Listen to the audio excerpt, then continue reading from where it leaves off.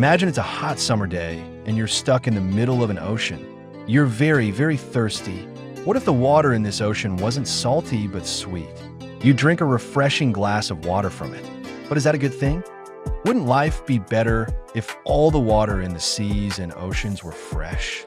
Not really. There would be several very big changes to our lives. First of all, the salinity of the water causes the density of water to differ at different temperatures. This difference in density is the main engine of ocean currents.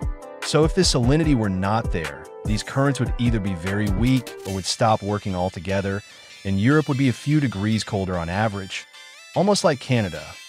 Another point is that salt water in the seas freezes at a lower temperature, approximately -2 degrees, but fresh water freezes at a higher temperature, approximately 0 degrees.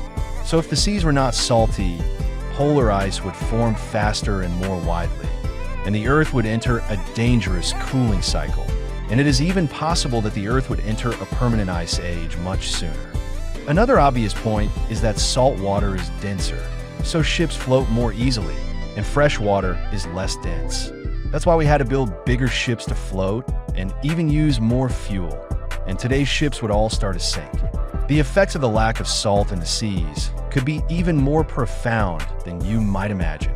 If there was less salt, food would be harder to preserve.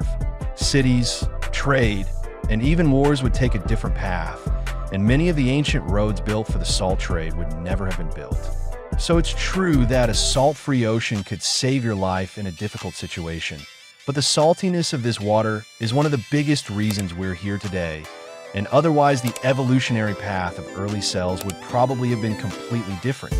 Thanks a lot for watching the video. Don't forget to like and subscribe for more.